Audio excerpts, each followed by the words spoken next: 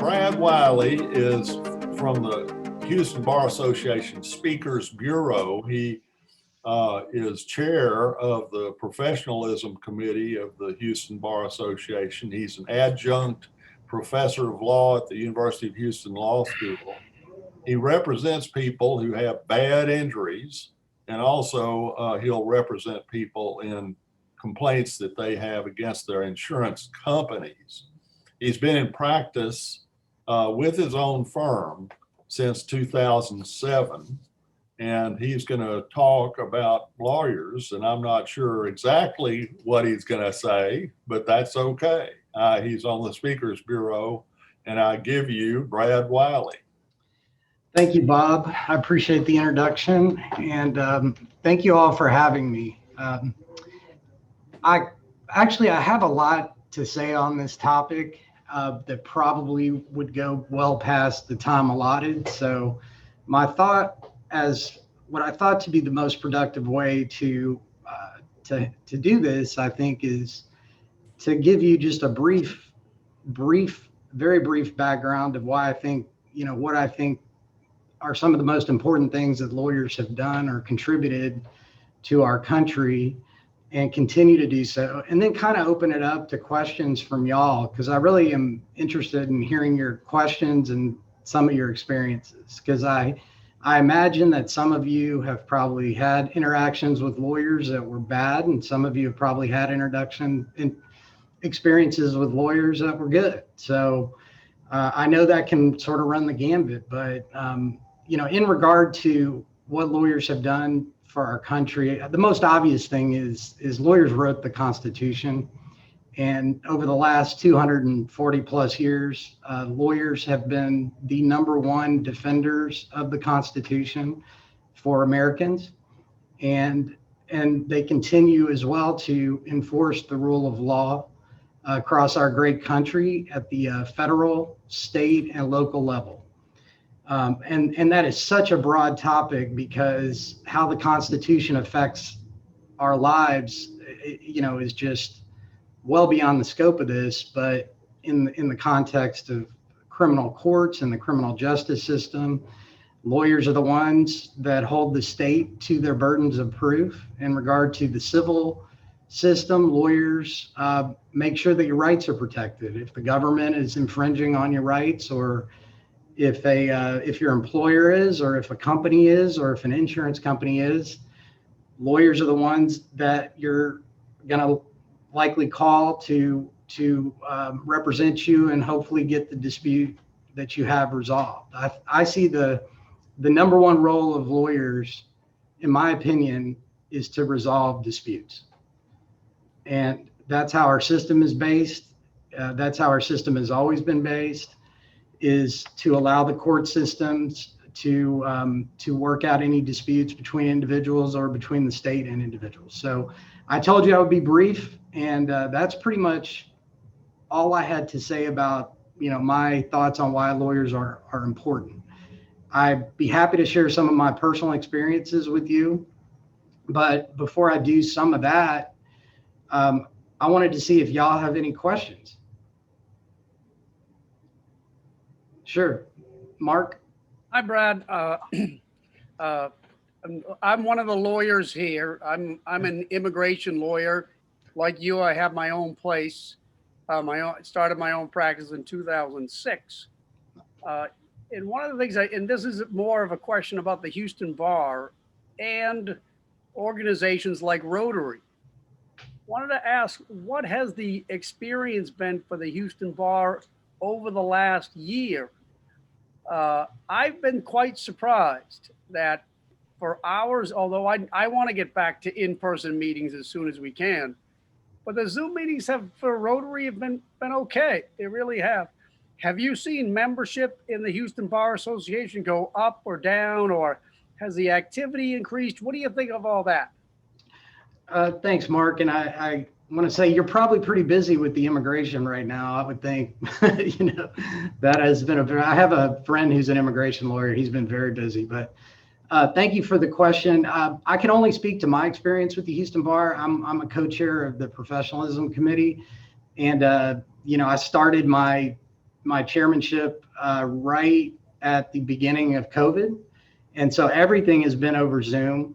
We've had my committee has had 3 CLEs. We've done them all by Zoom. The focus of our CLEs has been on how practicing law has changed in the era of COVID and how lawyers are adapting. And the one thing that we've struggled with, frankly, is one of our main things that our committee does is we try to match experienced lawyers with new lawyers. So we have a very good mentor-mentee program, but we have had a hard time getting people to join that. I think part of it is just everybody's working from home now. People aren't interacting as much. And in the past, when I've served on the committee, we were able to do everything in person and have large groups of people to attend, and then we could recruit people. But we've had a hard time recruiting mentors primarily. So, and in fact, Mark, I might email you after this because we need a immigration law mentor. So if you're interested in doing that, I'd love to put you on the list. I mean, there's a real need for young lawyers that are interested in mentoring. That are interested in practicing immigration that need mentors. So if you're interested, I'd have to officially rejoin the Houston Bar Association. So if you can send me a link to that as well. Okay, I'll do that.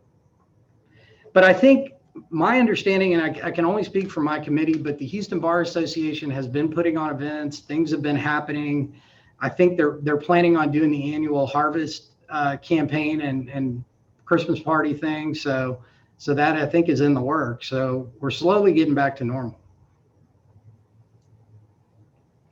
But thank you for the question. Does anybody have any other questions? Okay, go ahead. I'll ask a follow-up question about, given your involvement with the Professionalism Committee. My experience over the last year has been, I mean, everyone who does immigration, of course, has complaints about the immigration service and delays and all of that. But it slowed down tremendously last year during COVID. Have you seen the number of complaints against members of the Houston Bar Association? What are the frustrations that you guys have seen, either experienced or have people talking about over the last year?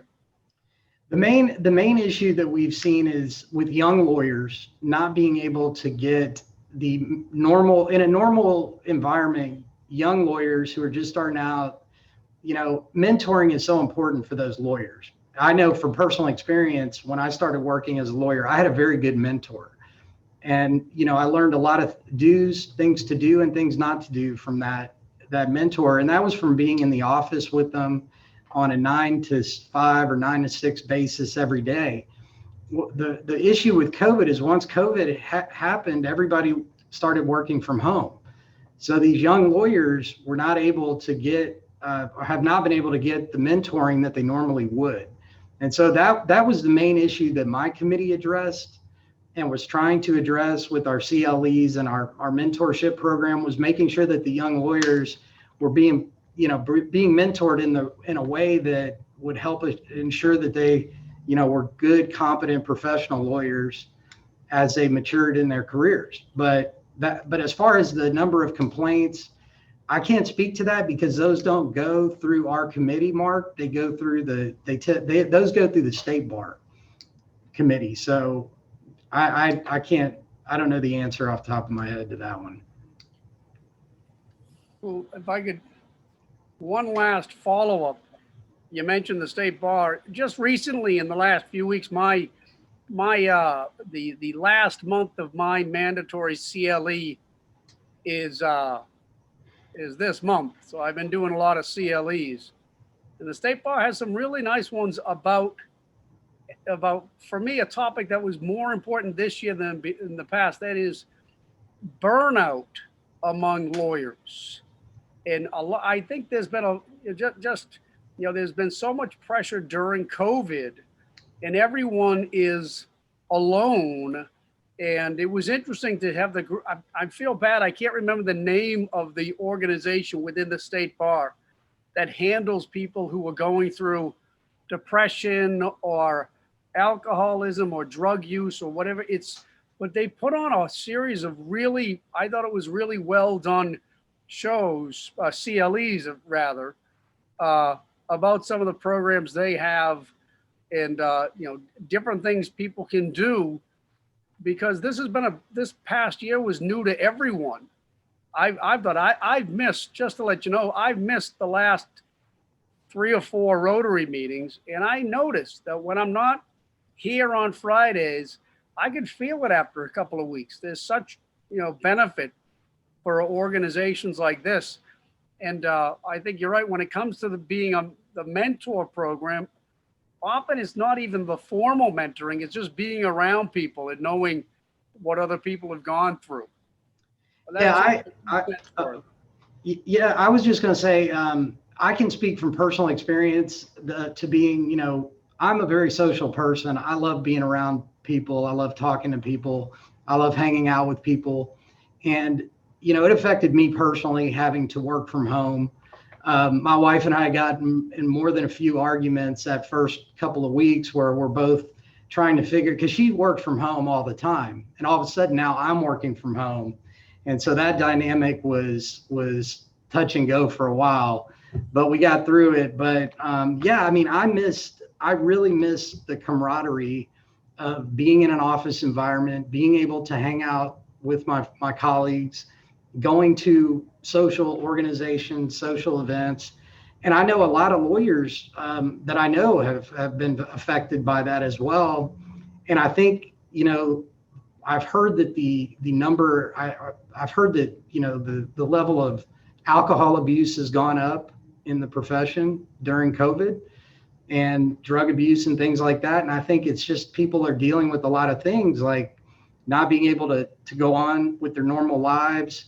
A lot of people have lost loved ones. They've been affected by COVID directly. I mean, everybody's dealing with it in a different way. And I can tell you, COVID really affected my business last year because all the cases that I had set for trial, they all got pushed. And so it affected my clients' ability to get their day in court. Of course, if cases are not going to trial, they're not settling. Most cases settle. And having the ability to have the trial date sort of hanging over everybody gets things resolved.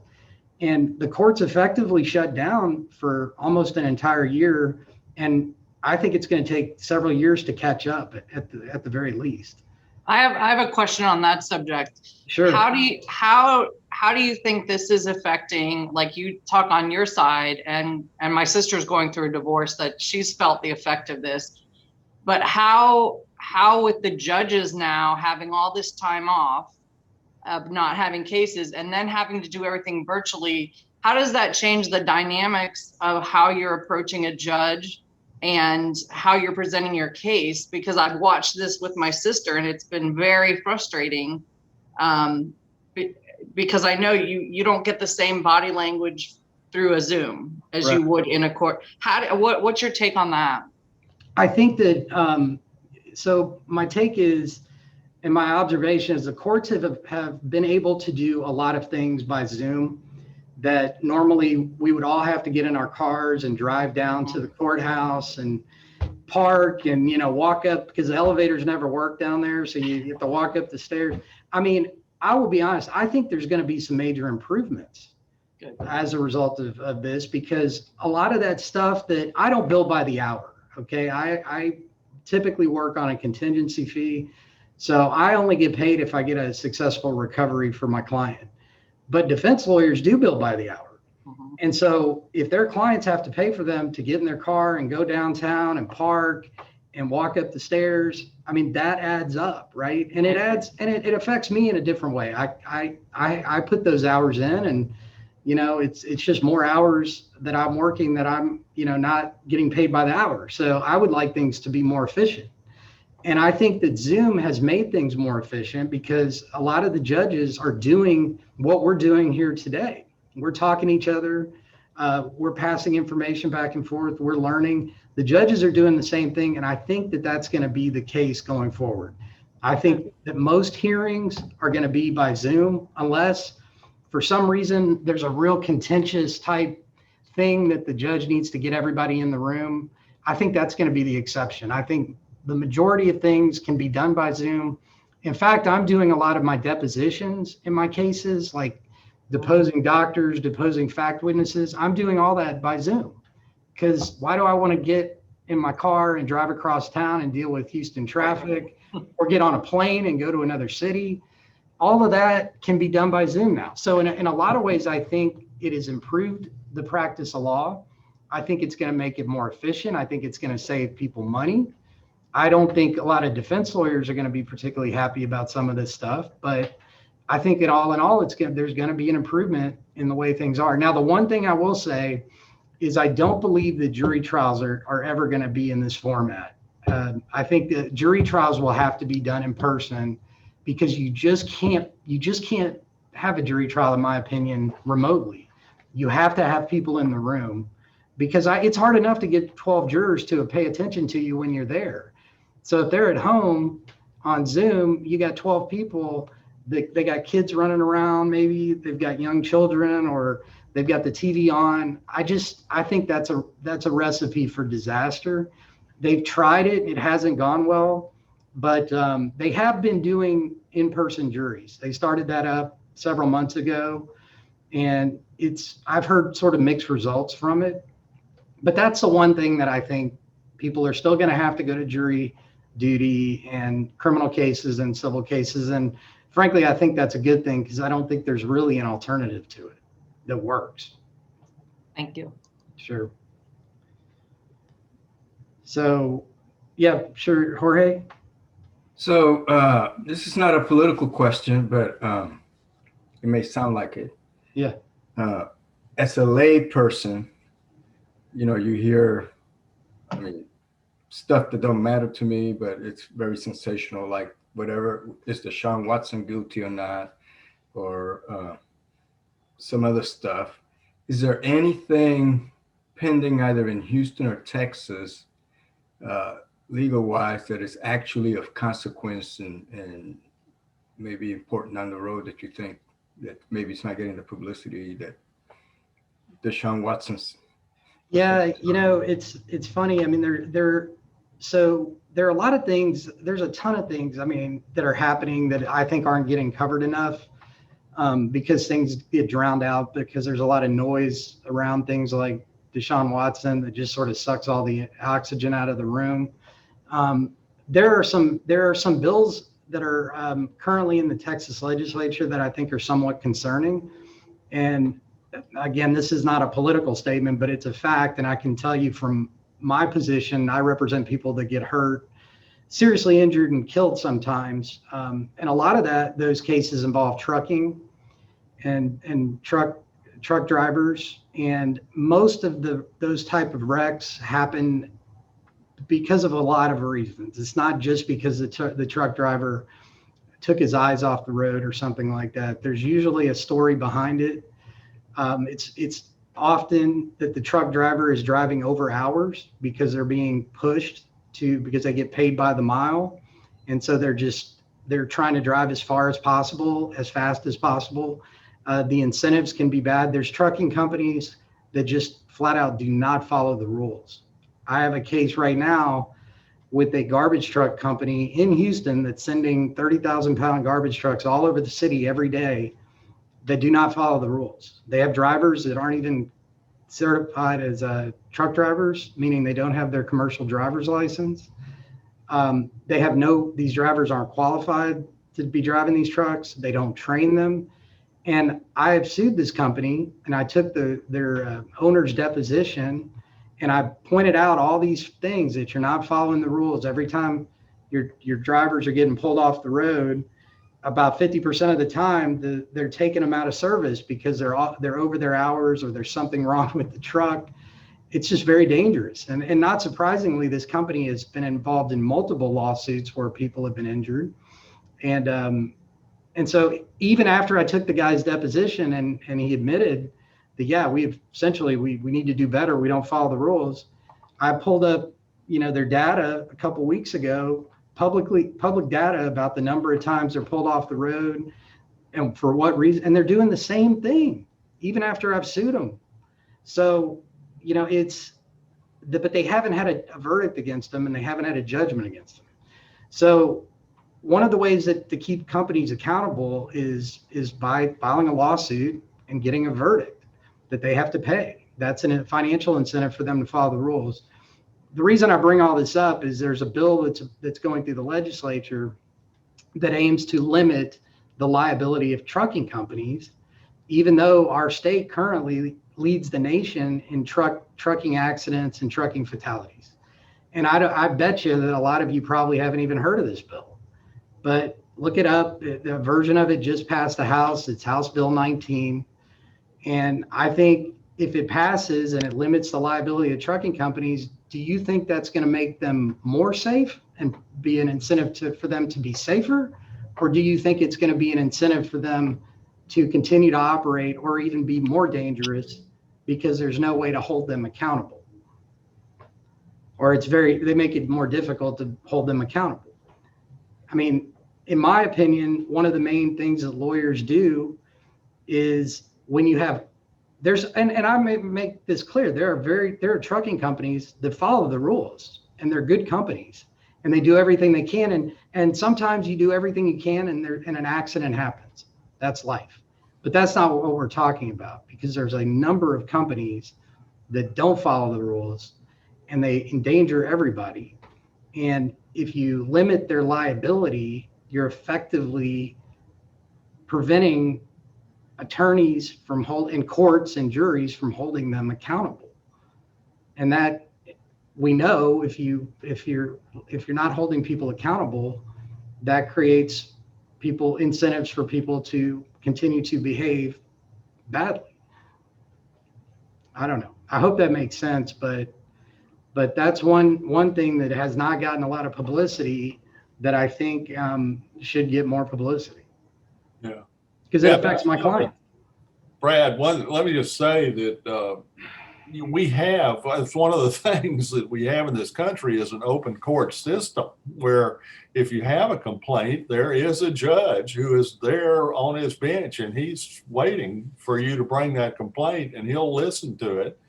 And that's what we have with a free society. And really the court system largely shapes life as we go. And look at how things change. I mean, just think about all this. If you turn on the TV these days, people are angry about Facebook or Google, and freedom of speech and, should they have a monopoly and, all these issues and things that are going on that were not going on so long ago. And it's expensive to have a system like that. And, and I believe, and I'm sure you also, Brad and Mark, that a lot of what this country is based upon open courts and that system that we have.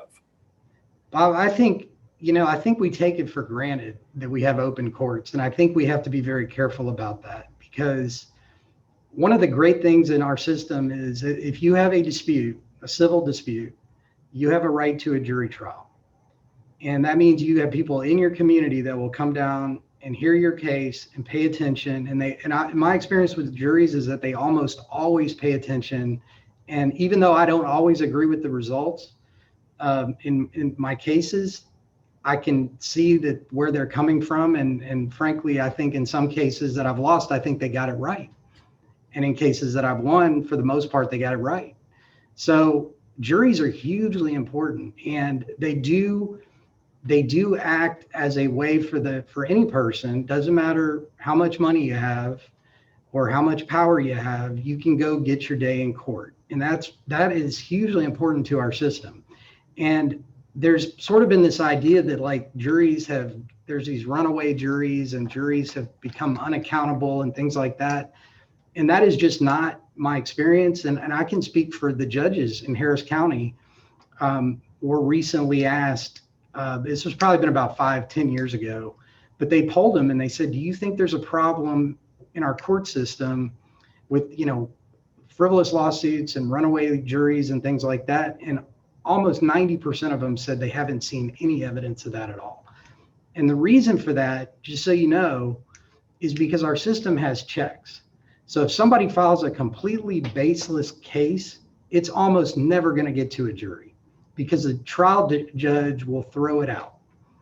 And if it gets past the trial judge, a baseless case almost 90% of the time is not going to go the party's way in front of a jury, because it's hard to convince 12 people of anything. And to try to convince 12 people or 10 out of 12 people of something that's completely baseless, we don't see it happen. I'm not saying it never happens, but it's very rare.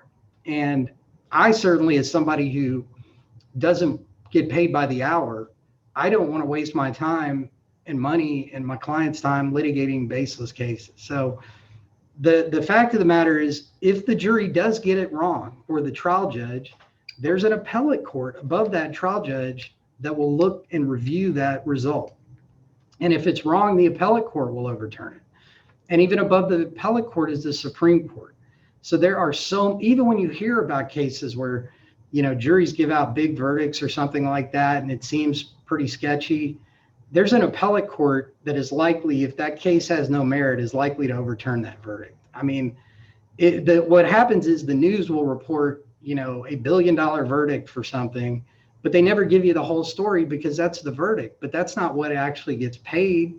I've seen cases where they've had, huge verdicts, $1 billion verdicts, and nobody gets a penny because it gets overturned on appeal or because the defendant goes bankrupt. There's just a lot of different things about the system that I don't think people really, unfortunately, are educated on. But it's a good system. It's not a perfect system. I can tell you that. The civil litigation system is not perfect. The criminal system is not perfect. But it's probably the best system that there is. And that's because you have, for the most part, you have conscientious judges and you have conscientious jurors and appellate judges who act as a check on the system. And it all goes back to the rule of law. And in our country, the rule of law is important. And it's, in some ways, it's so important to protect because the alternative is just anarchy. Well put. Yeah. Go ahead, Mark. I wanted to go back just for a minute for some of the CLE programs that you've run recently. And I assume that those were all done by Zoom. How was your attendance for those? Did you expect to get 25 people and you got 35, or tell us a little bit about those? Yeah, we had, I think the first one we did, we had about 75 people, and we had a judge. And are y'all on the Texas Lawyer page on Facebook? Okay, it's run by a guy named Andrew Tolkien, and there's about 1,000 lawyers on there, maybe more. He runs the site. So we had him on there, and we had a judge. So we had a panel, and that was pretty well attended. I think we had about 100 people. And then we did another one with mentor mentees, people who had been through the program, and I think 50 to 100. So it was pretty good. It probably would have been better if we did them in person, but we were just trying to make do.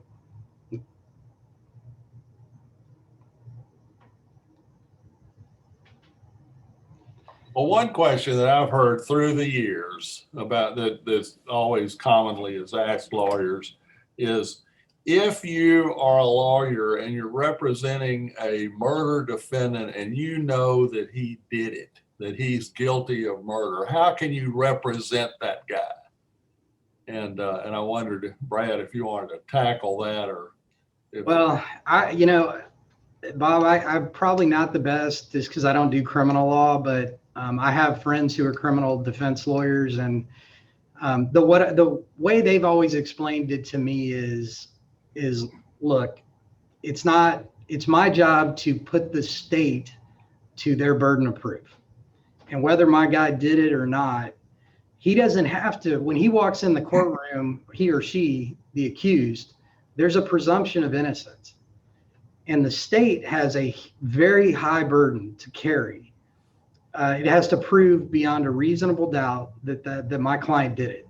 And so I do it because if I don't represent this guy, the system doesn't work, because then the state can just essentially steamroll any person that's accused of a crime, whether they did it or not, because we all know that the state, the prosecutors, they have a tremendous amount of resources and power. And so the defense lawyer's burden is to put the state to their burden of proof, and that is in our Constitution. That is part of our Constitution. And the defense lawyer, may not like his client, may not even want to be in the same room with that client. But unless there's a defense lawyer willing to step up to the plate and act as that person's attorney, the system will not work. Because you might have a guilty person, or maybe you have multiple guilty persons that ends up getting away with it. But in my mind, that's better than having an innocent person not be able to get a lawyer and go to jail. Because I think that's the worst thing, is somebody who did not commit a crime. And we've seen it happen. And like I said, our system is not perfect. We've seen people go to jail for 20 plus years for crimes that they did not commit. Yeah.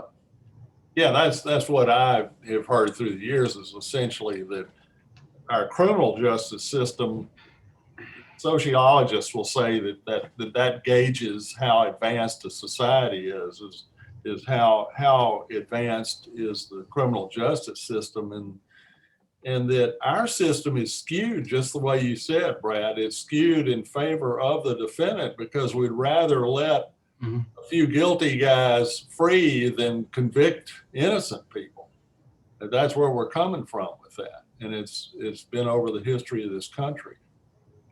And Bob, even with that high burden of proof, you think about it, even with the state's high burden of proof, it's not like, I don't see a lot of people that have committed a crime go to a trial and be acquitted, because the state, I feel like the jurors tend to lean toward the state. That people believe what the police tell them. They tend to believe the prosecutor.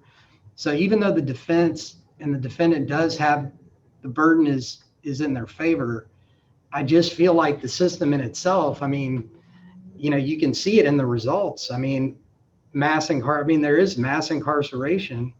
And my experience is, if you have money, if a wealthy person will get much better representation and is much more likely to either be acquitted or not, or plead to something very minor than a poor person of either race, ethnicity. I think the system, and I think that a real problem with our system is the poor, indigent folks and working poor and things like that. They don't get the representation that they probably should, because they can't afford to pay an attorney to represent them. Yeah, it all takes money. It's money. We all need to eat. So I've always heard that you're innocent until proven broke. Yeah, and you saw it too with the a lot of, I don't know if you kept up with this, but the bail reform and things like that, people were getting arrested and thrown in jail for minor crimes, and because they couldn't post bail, they would be in county jail for 6 months before they even got a trial or anything, or a hearing. So it is very true that if the better off you are, the more likely you are to get justice in the criminal justice system. That's for sure. I have a question for you three lawyers. If you bring this back to non-lawyer topics, but if you're a young, like my daughter is just starting her practice as a psychologist, and she needs to get some representation to advise her on how to set up maybe an LLC and things like that.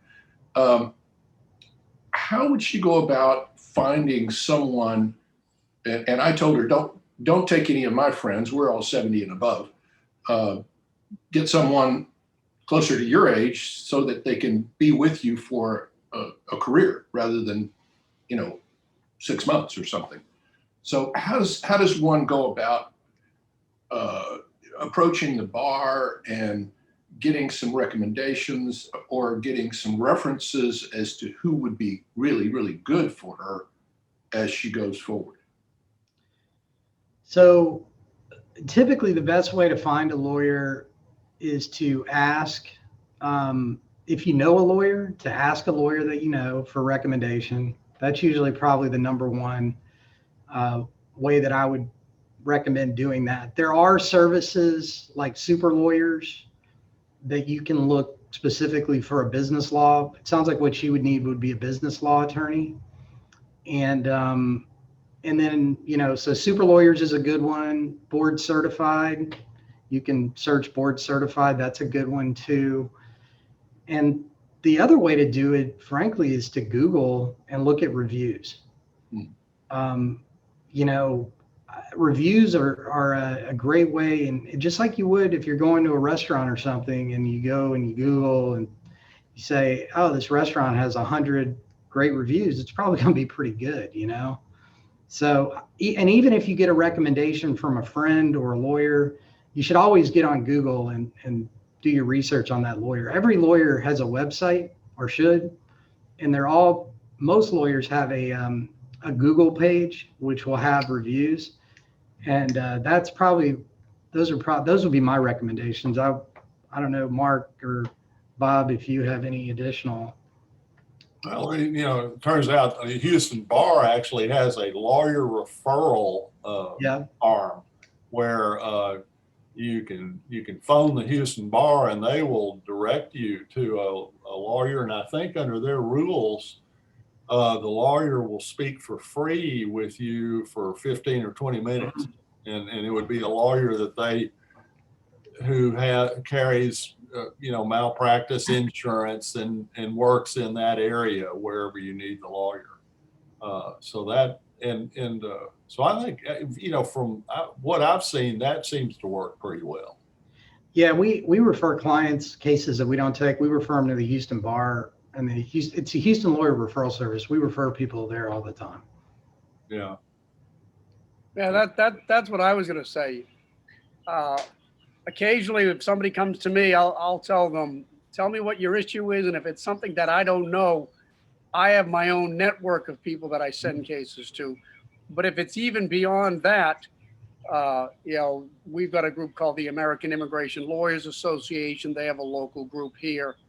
But I was also going to say that another thing to do is to either go back to one of the professors and say, could you give me the name of someone who's been practicing, who's been out of school for 10 years, 12 years, and go have a cup of coffee with that person. Say, what did you do your first few years out? I found, and I did that when I started my practice back in 2006, I often found that if you asked people 10, 15 years older, could we have a cup of coffee and tell me how you did it? Most people like that conversation. They say, well, these are the three things you really got to keep in mind. I remember going through that process, and sometimes after I left thinking, what have I got myself into? And other times you think, well, that's good to hear. That is not that. I never, until about a year or so before I opened my own practice, I had never really thought about having my own practice. I just assumed I'd be with a larger law firm throughout my career. And I remember thinking, it's good to know that it's not quite as complicated as everyone makes it out to be. Yeah. Not the law, the running the business part. Yeah. I have a very similar experience to you, Mark. When I opened my practice, I didn't think I would throw out a shingle so soon in my career. I did it after like 4 years or so of practicing. I started my own firm, and there were a lot of resources. There are a lot of resources out there for starting a business. So one thing I will say is, she probably, if she's just starting her LLC, she can if it's a single person LLC, it's probably not going to be that expensive to set up or something, but she should have a relationship with a lawyer that she can ask questions to, because issues do come up in business. It happens. So I think that would be a good thing for her to do for sure.